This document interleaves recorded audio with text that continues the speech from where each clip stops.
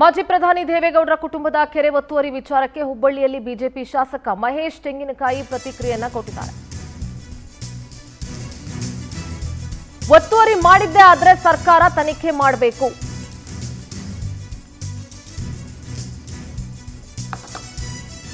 ಒತ್ತುವರಿ ಮಾಡಿಕೊಂಡಿದ್ದೇ ಸತ್ಯ ಆಗಿದ್ರೆ ಸರ್ಕಾರ ತನಿಖೆ ಮಾಡಬೇಕು.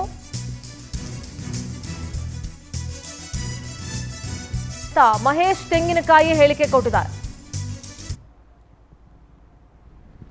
ಏನು ಪ್ರಶ್ನೆ ನೋಡಿ, ಇವತ್ತು ಆ ಥರ ಏನಾದರೂ ಒತ್ತುವರಿ ಬದ್ದುವರಿ ಅಂದರೆ ಇವತ್ತು ಸರ್ಕಾರ ಐತಿ, ಸರ್ಕಾರ ಅದ್ರ ಬಗ್ಗೆ ತನಿಖೆ ಮಾಡಿಸ್ಲಿ, ಸತ್ಯಾಸತ್ಯತೆ ಏನೈತೆ ಅನ್ನೋದು ಅದ್ರಲ್ಲಿ ಸಂಪೂರ್ಣವಾಗಿ ಹೊರಗೆ ಬರೋದು. ಅಲ್ಲ ನೋಡ್ರಿ, ಇವತ್ತು ಸರ್ಕಾರ ಅವ್ರು ಹೇಳ್ಯಾರ ಅಂತಂದ್ರೆ ಅದ್ರ ಬಗ್ಗೆ ದಾಖಲಾತಿಗಳನ್ನು ಬಿಡುಗಡೆ ಆಗಬೇಕು, ಅದನ್ನು ನೋಡಬೇಕು, ವೆರಿಫೈ ಮಾಡಬೇಕು. ಅದಾದಮೇಲೆ ಸರ್ಕಾರ ಐತಿ, ಸರ್ಕಾರ ಅದ್ರ ಬಗ್ಗೆ ತನಿಖೆ ಮಾಡಿಸ್ಲಿ, ಒತ್ತುವರಿ ಇದ್ರೆ ತಗೊಳ್ಳಿ, ಒತ್ತುವರಿ ಆಗಿಲ್ಲ ಅಂದರೆ ಬಿಡಲಿ. ನೋಡಿ, ಯಾವ ಕುಟುಂಬಕ್ಕೂ ಏನು ಪ್ರಶ್ನೆ ಇಲ್ಲ, ಎಲ್ಲರೂ ಒಂದು ಭಾರತದ ನಾಗರಿಕ ಅಂದರೆ ಎಲ್ಲರೂ ಸಮಾನರಾಗಿರ್ತಾರೆ.